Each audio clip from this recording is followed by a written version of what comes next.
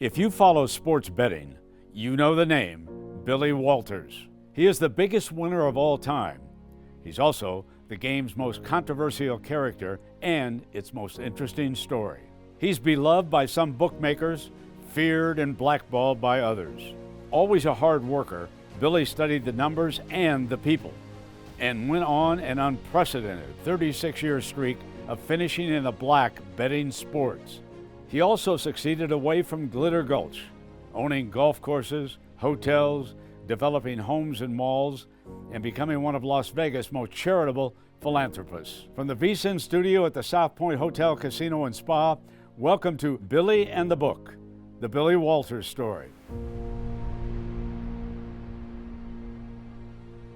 You are the one man, Billy Walters, that I always thought should write the definitive book about sports gambling. Well, coming from you, that is quite a compliment, and I'm flattered. Thank you. You have had an unbelievable life. Did you leave anything out of the book? Absolutely nothing. Now, the book, it got so large, there were a few things that were maybe left out, but I didn't leave anything out of the book that was super important. You know, Billy, you're my friend, Chris Andrews, Yes. the bookmaker at South Point. Yeah.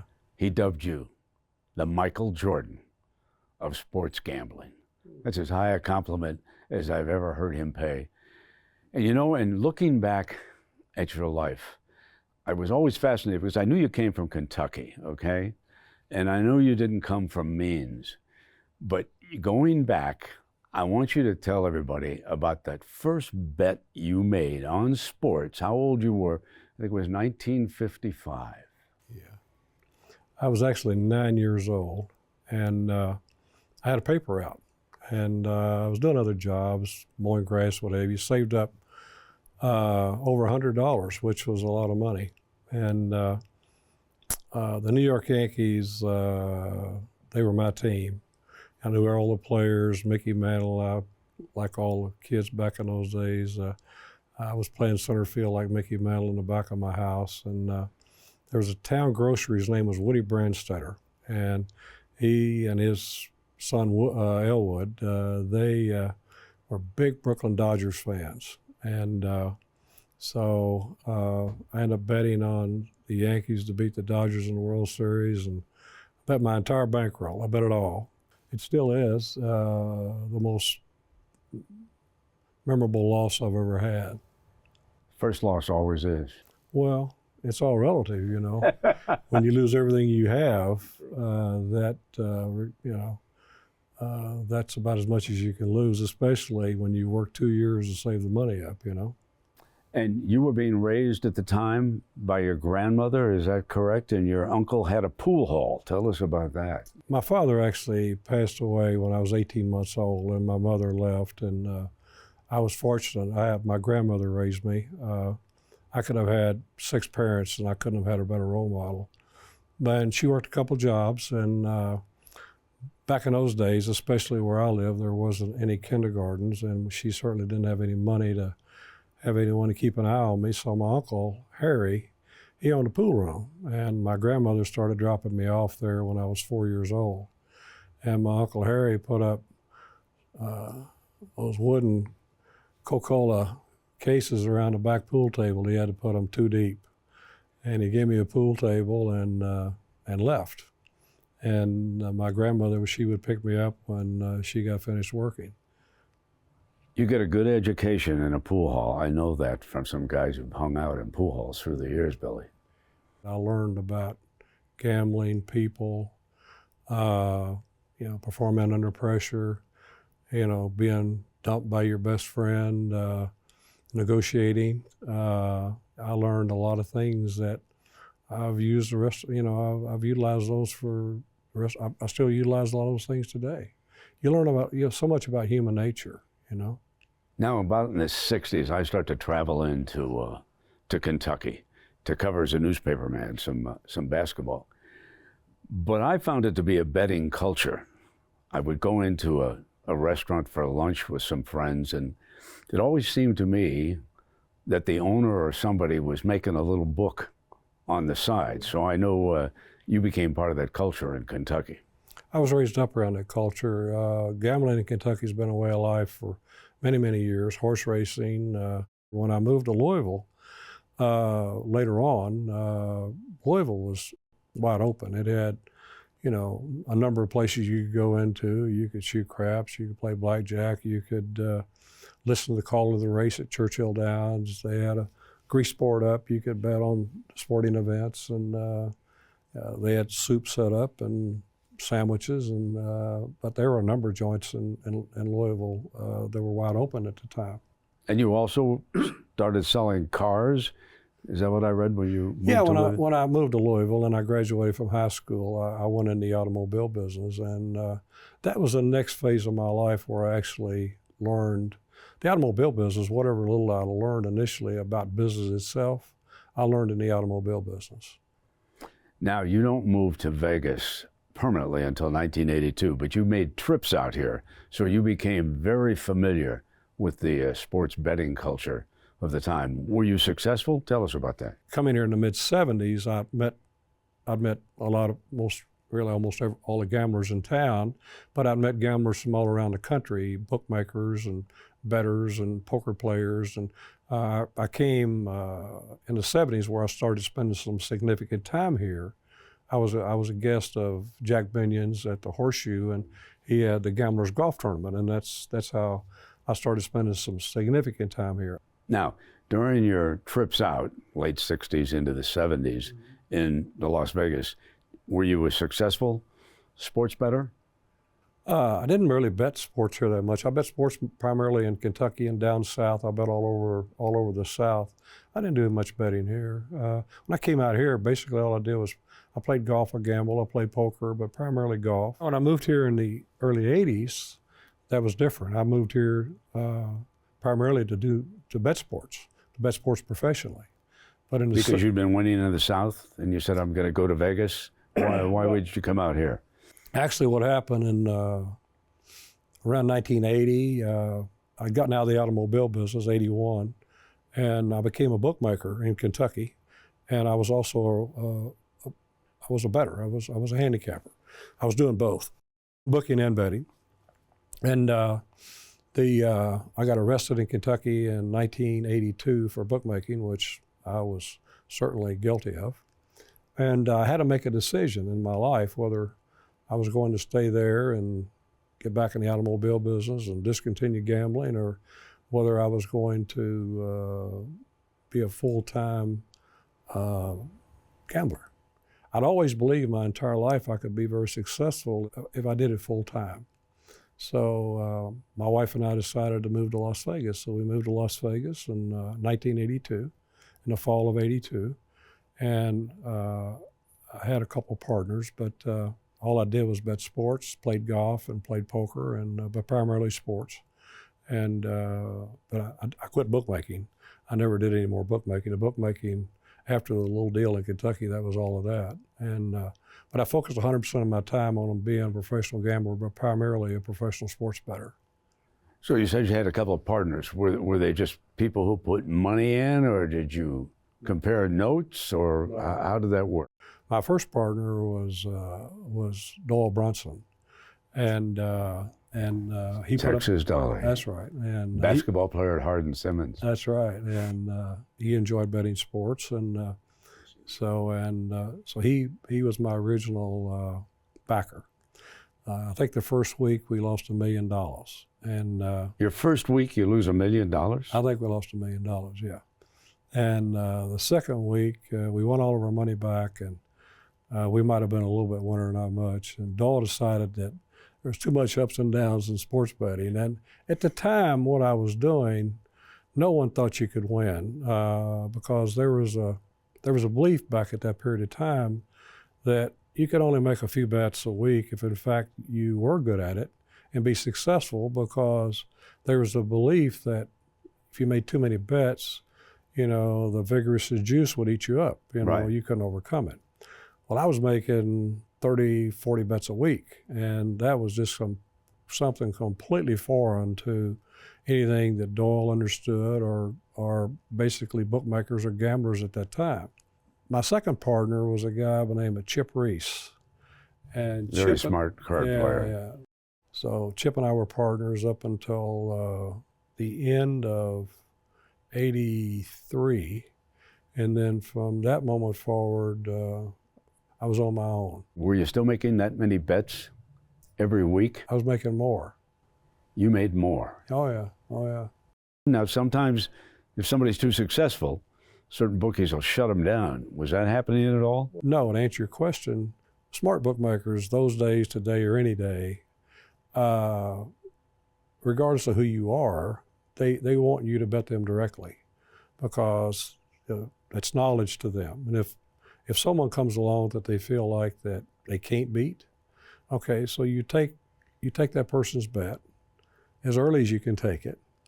Okay, you take that information and you adjust your line and give yourself as much time as you can to get action on the other side, and you earn with it.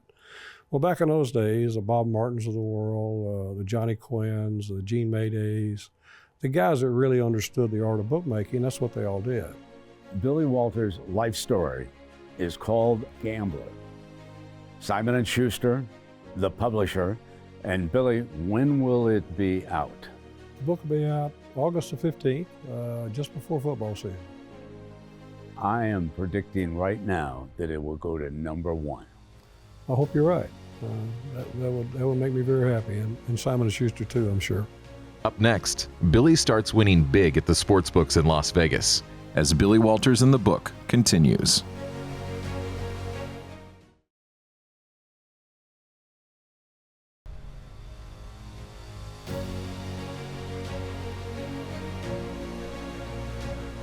Welcome back to Billy Walters in the Book, the biography of a sports betting legend. Brent Musburger continues the story in the early 1980s as Billy was beginning to experience sports betting success in Las Vegas. Now, did the bookies here in Las Vegas take all your action? I was betting people here in the 80s, 50,000 a game on college football on Monday morning, as soon as they opened. As soon as you bet the opening line, and then they could adjust after your bet. Well, one of my best friends that I have in the world is Jack Binion. He opened his sports book up at the Horseshoe in 1989. And I said, Jack, if you don't want me to bet her, I won't bet. He said, Billy, it's just the opposite. I want you to bet me before anybody else ever bets me. I want you to open me up. He said, because if you don't bet me, someone else is going to bet me, and I won't know who it is. He said, unintentionally. And he said, so I bet him $25,000 a game on college football and $50,000 a game on pro football in 1989. And Jack at the time was one of the best friends I had in the world because he wanted me to open him up. And he and Nick Bogdanovich, who worked there at the time, they took that information and adjusted their line, and I think they did very well with it. Throughout the years, I have had some places that I couldn't bet.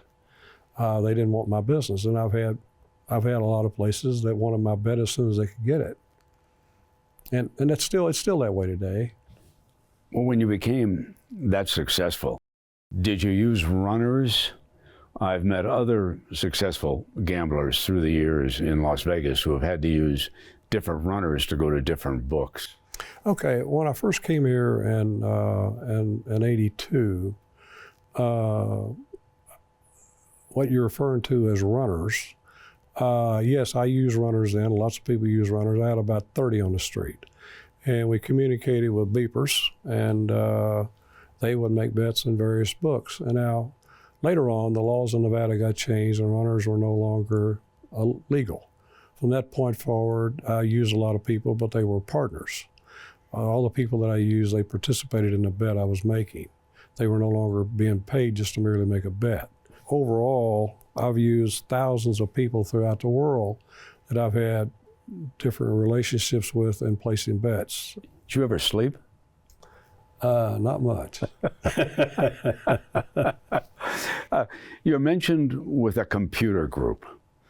That has always sort of fascinated me because the era of computers didn't come in really hard until a little bit later. But tell me about your computer group here in Las Vegas. I got initially associated with a computer group in Kentucky, and there was a guy betting me, and I'm a handicapper, and I saw it was sharp business, and I started adjusting what I was doing and utilizing to my benefit. So as they started doing better, they were looking to increase the amount of money they wanted to bet. Well, in order to do that, they had to be able to increase their market. So what had happened, I went from being a bookmaker, taking their bets and factoring in with what I was doing, to they approached me to want to know if I would help them move their money. And I agreed to do that in Kentucky, and they had New York, they had Las Vegas. When I came to Las Vegas, I became associated with them on a full-time basis. The real brains behind the computer group, the guy who did the handicapping, the guy who wrote the programs, the guy who made the numbers was a guy named Michael Kent. And now, when it came to gambling or placing bets or things like that, he wasn't very good at that. And but he was good. He's actually the guy that was the first guy to create a computer program to handicap sports with. Now, we've talked about betting football, and I know from Kentucky you bet basketball, baseball, everything. Tell me Brent, where you bet most of your money. When I moved to Las Vegas, I bet everything. I bet baseball, basketball, golf, hockey, tennis. We work 365 days a year. I would literally, you asked me if I ever slept. Baseball on the West Coast is over very late. They put out the numbers bright and early the next morning. So you've got to make numbers for the next day, and you got to be ready to roll again. But like during the fall, stop and think about it. You got all those college football games on Saturday. You got the totals, you got the half times, you've got the money lines, you've got all those football games, you've got the NBA, you've got the NFL the next day. So you got to make a lot of prices, and you got to go out and you got to bet all those games, and you got to get the right price, and then you got to do the accounting. That's all got to be done before you go to bed, and then you've got to pay or collect. So yeah, it was a full-time job. Did you watch a lot of games around the clock? Now, I'm a Joe, so I like to bet on games that I'm going to watch or something like. You could not have possibly watched during that time. Did you have people around the country who would watch for you, Billy? No, I don't care about watching. So you were really into numbers then. But there are people that I've paid to watch games, primarily pro games, and because at the end of the day, scores can be extremely misleading. You can look at a box score; it can be very misleading. At the end of the day, you really want to know what the true score was or should have been if you're going to try to update your Pi rating for the next week. No, I didn't have time to watch games. On a Saturday morning, I would get up in the fall, 4:30 in the morning, and as soon as the first books open, we'd start betting. And back in those days, we didn't have computers. Primarily everything was done by the phone. You didn't have apps?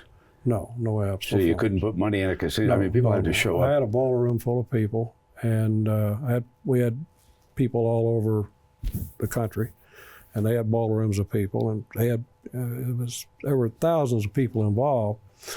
But if we go out with an order on a game, I would be on the phone, and I'd have people who work for me have other people on the phone. They'd have people on the phone, and I would say, okay, all right, we're gonna play Kentucky -5. It's an open order. Bet all you can bet, and then they'd get certain people on the phone, people that we had in certain rotations, and then I'd say go, and then clearly we went out, and then everybody had 4 or 5 people they had a responsibility for. You had to call, give them the order. Some people you bet, some people you just gave the order to that they went and bet other people, and then every 45 seconds or a minute, then I come with another team, and this went on throughout the entire time. And then some games start at 9, some games start at 10, some games starts at 11. So you got to pick those games up. And then from all these people, you got to pick up all your bets. You got to chart them. We didn't have a counting program then. We had a chart. We hand charted the bets, how much money we have on these games at each line, at each price. You have to get them before the game starts. You don't want to get past posted.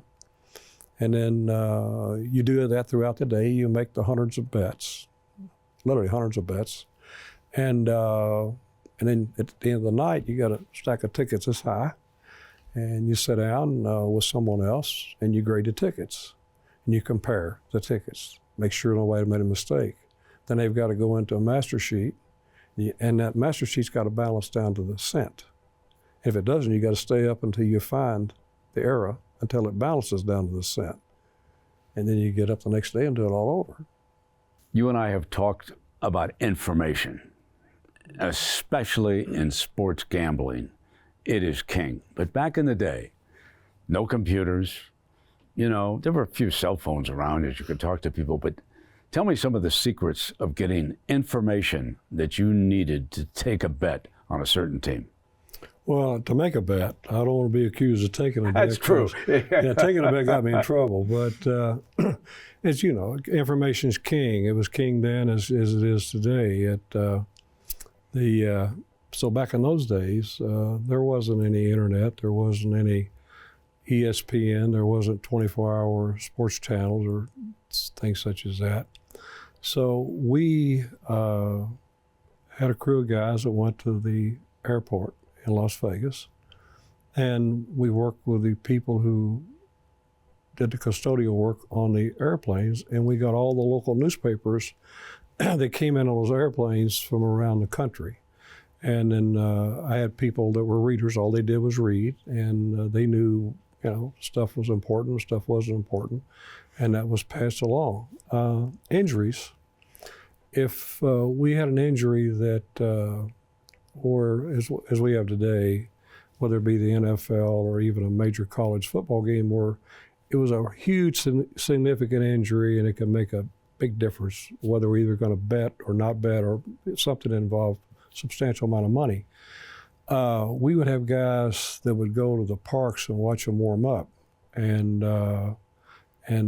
we would get information that way. But our main information came from sports writers around the country, and it came from those local newspapers that came in from the airplanes at the Las Vegas airport. If I had just known, I'd have given you an extra paragraph in the Chicago's America. Now, during this time, because you loved golf, you were good at it, but so I come into Las Vegas, and I'm told Billy Walters owns half dozen golf courses or so in Las Vegas. Tell me how this came about, your investment in golf courses. It actually happened in the late 80s, early 90s. Up next, Billy's story turns from golf courses to the golfers he played with, including Phil Mickelson, as Billy Walters in the book continues.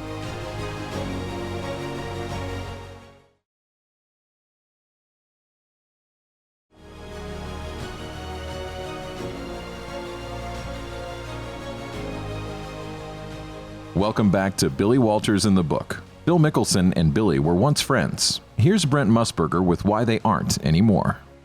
You mentioned golf. You said you played golf here at the Binion's tournament. Were you a good golfer when you left Kentucky? Because golf is a very big part of the Billy Walters story.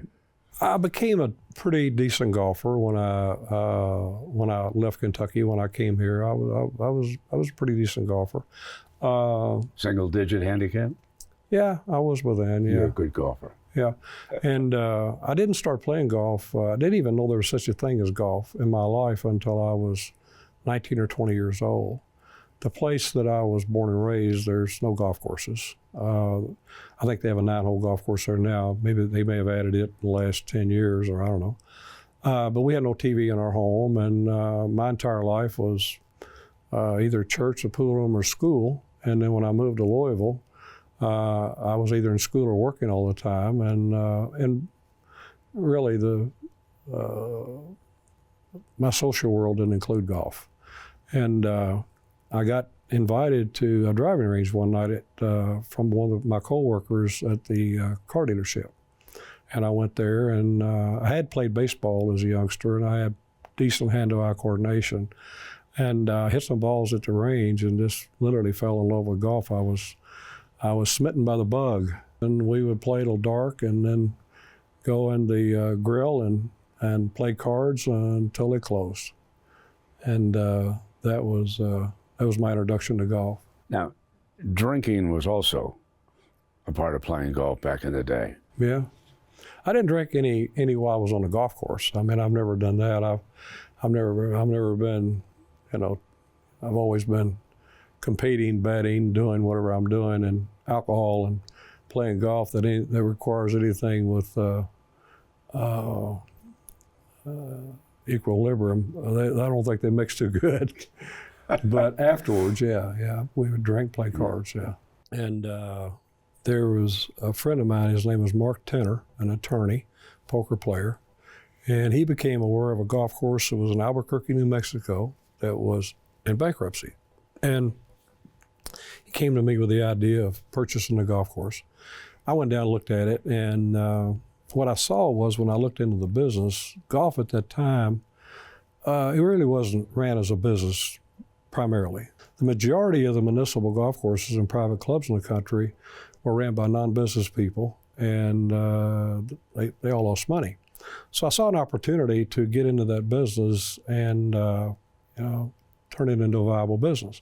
I bought this golf course in Albuquerque and went in and did capital improvements, turned it around, put a business plan in, and made it quite profitable, and that's how I got into business. I went from there to Arizona, bought another golf course. I went from there to Chicago. I bought 3 more, and then I was traveling around the country doing that. And then I realized, you know, the best golf market probably in the country was Las Vegas at the time. You know, we had way more demand than we had supply.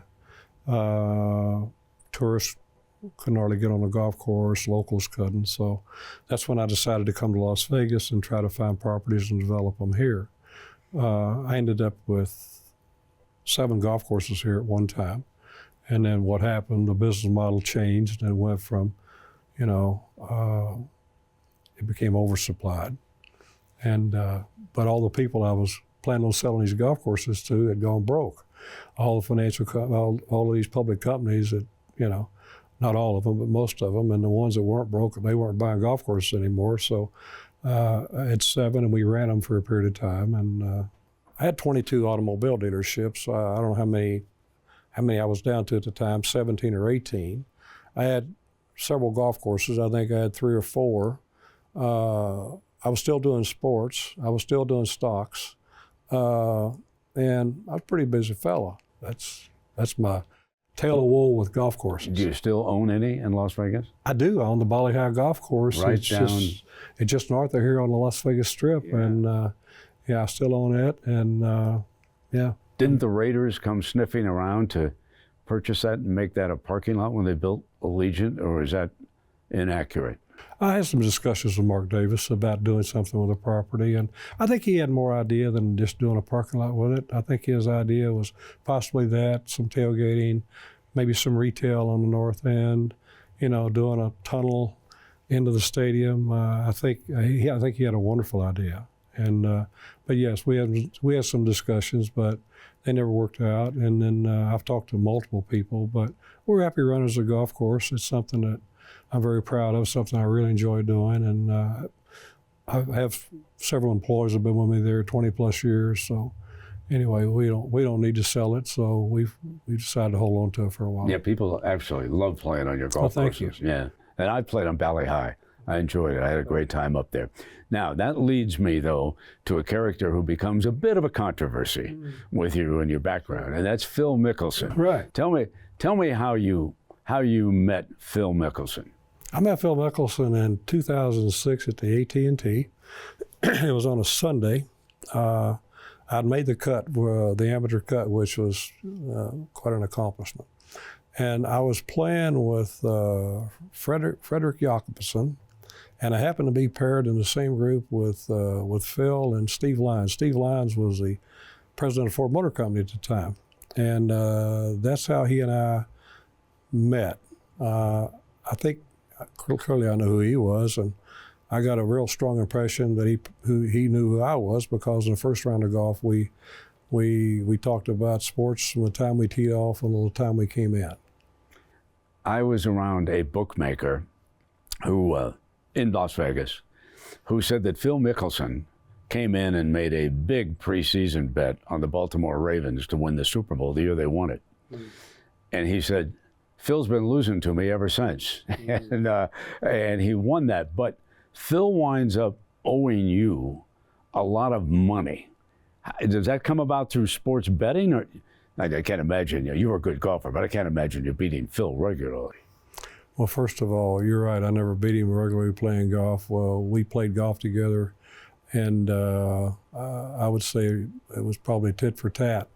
But as far as Phil owing me any money, we had a gambling relationship that lasted for 6 years. From my perspective, I think it was more than that. I think we became friends. The book that I've written, it will go into detail about what that relationship was. It'll also include, you haven't asked me this question, but it included the trial that I was involved with in the Southern District of New York. The insider trading accusations by the federal government, right? Well, actually, they end up being proven. So, but anyway, so much for that. I had a trial in New York City, and as a result, the way things worked out, Phil and I no longer have the relationship we have today. But all of that it'll be in detail in the book, and our relationship, the 6-year gambling personal relationship that we had, and also the book gives me a chance to set the record straight about what really happened in the Southern District of New York. And there are lots of things that the way this trial came down, there are a lot of things that have been misreported or haven't been reported. Okay, let me stop right here and there, because first of all, I hate whiners. I hate whiners worse than anyone in the world, okay? Whether it be a star athlete who complained about getting a bad call, or whether it be someone in life who's fortunate enough.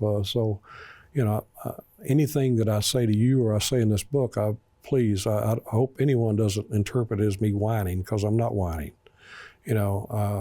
I went to trial in Southern District in New York. I was found guilty. So officially, I'm a convicted felon. I'm guilty of insider trading, okay?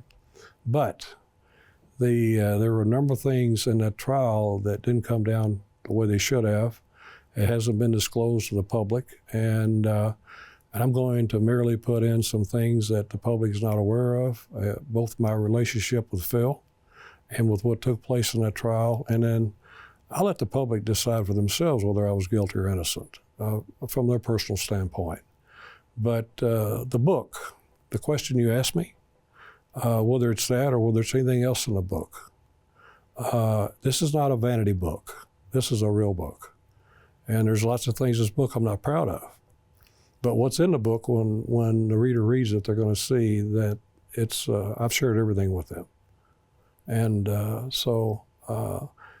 it's a long answer to a question you asked me about Phil, but unfortunately, to answer that question, it involves the gambling, the personal relationship. It also involves a trial in the Southern District of New York, and it gives. I'll be able to clear up what really took place there, what didn't take place.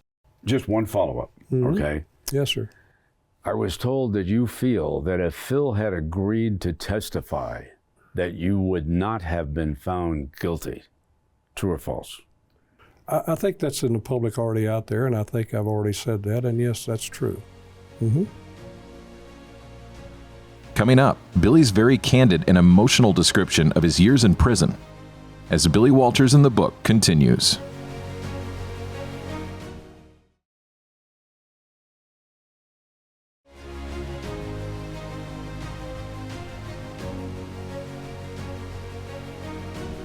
Welcome back to Billy Walters in the Book. Here's Broadcasting Hall of Famer Brent Musburger. Now let's take you down to prison, down in Pensacola, yes. Okay? Because I'm struck by what you have said about your mindset when you were sent away. I think it was a 5-year term. But I'm fascinated, Billy, about how you approached this. Tell everybody how you went off. There's been a lot of ups and downs in my life, and dealing with adversity is just part of life. And my oldest son he's severely intellectually challenged, and as a result, I got involved with Opportunity Village and organizations that work with intellectually challenged people. After being exposed to my son and being exposed to that, I don't know I could never complain about anything. You know, the days I was in prison, and I had some tough days. My daughter committed suicide in there, but even those days, I reminded myself on many occasions that how difficult some of those people had it. Absolutely. And I would have been ashamed of myself, frankly, if I'd have felt sorry for myself. But you go in determined to be positive with the other prisoners that were there. That's what I found so interesting about what you have said. That was the most positive thing that happened in prison. I mean, my entire life, whatever negatives I've faced in life, I've always drawn a positive from it, and it's been something that has basically made me a better man. And going down there, and I mentored 25 men, approximately 24, 25, and being able to mentor those men and playing a role and hopefully redirecting their life or helping them in life, it was extremely fulfilling. And when I came home, I found out about an organization here in Las Vegas, which I personally think it's the best reentry organization in the United States. It's called Hope for Prisoners.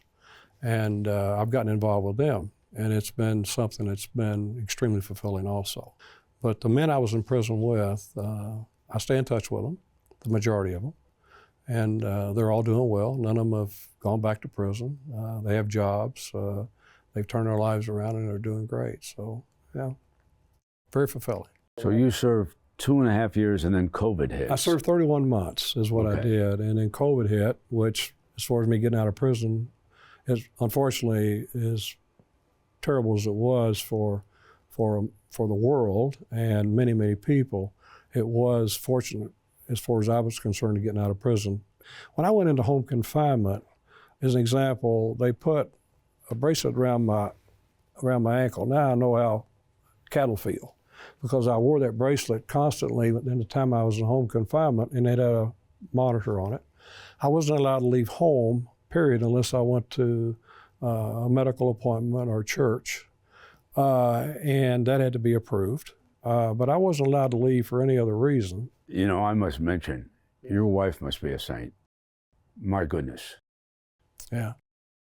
And you've been married now how many 46 years. Unbelievable. Yeah.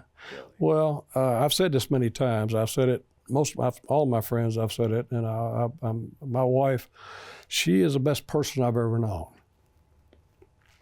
Yeah. That's a great thing in a marriage. Yeah. Believe me. Yeah. Now, the final year is commuted, but I want to point out, because certainly President Donald Trump plays a role, but there's some other people, and that's the late Harry Reid, the United States Senator from Nevada. He spoke up for you too, and I find the list of people who spoke up, there were a lot of people whose charities you've helped in Las Vegas. I found that very impressive. Harry Reid, it's really funny. We had a great personal friendship. I met him and when I first came to Las Vegas.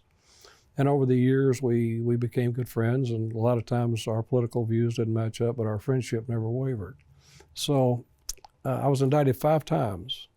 Every time I was indicted, the first call I got was from Harry Reid.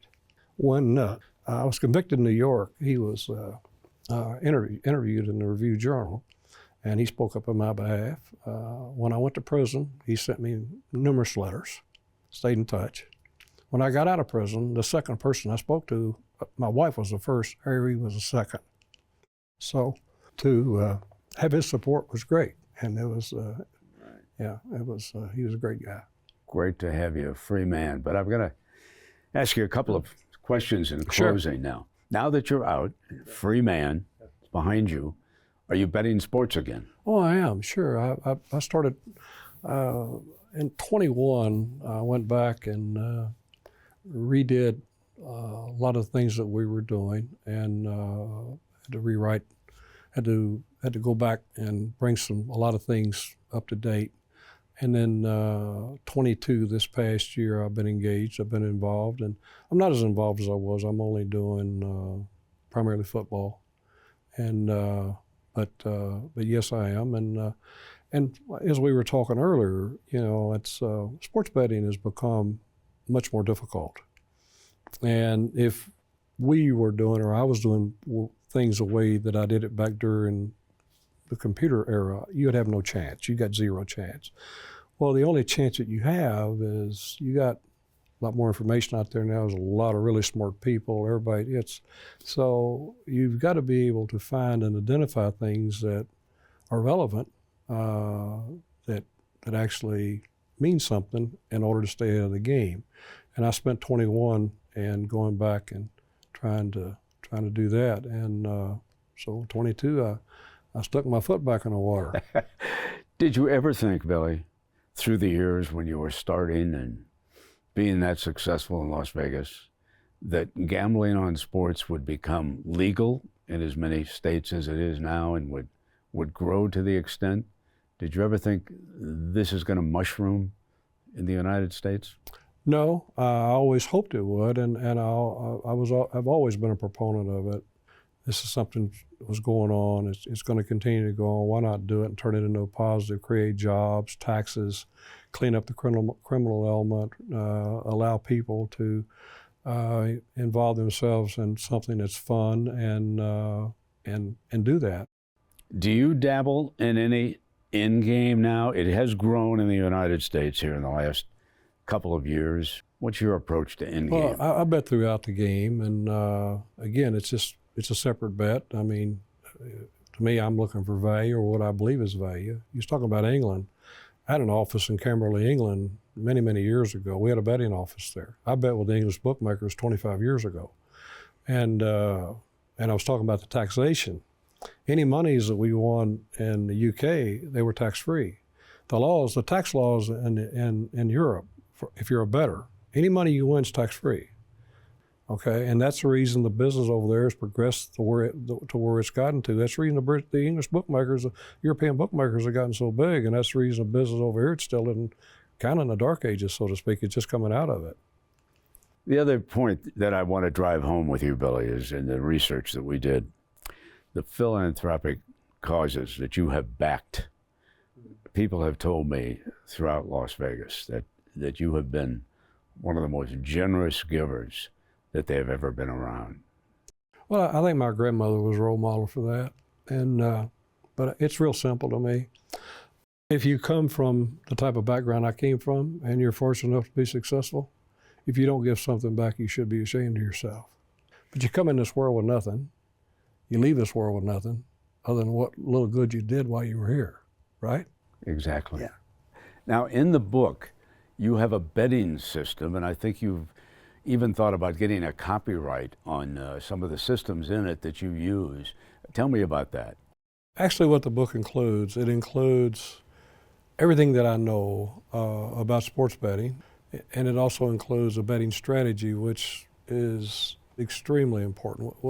If you don't have a betting strategy to go along with proper handicapping, it's next to impossible to win.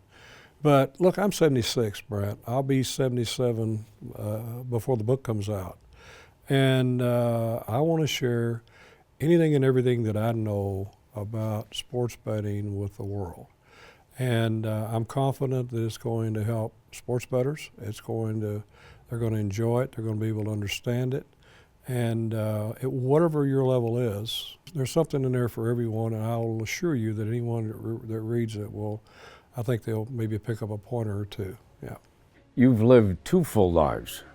What's next for Billy Walters? I'm the kind of guy I work for as long as I live. I can never retire. You know, I'm going to play golf. I'm going to spend time with my family. I'm going to devote my life to trying to help other people as I have my entire life. I'm going to bet on sports as long as I feel like I can beat it, and I enjoy it, and that's what I'm going to do. Billy, this has been a delight for me. It's been a bigger one for me. All right, my friend. Thank Good you. luck. Thank you. Cashing tickets is what it's all about.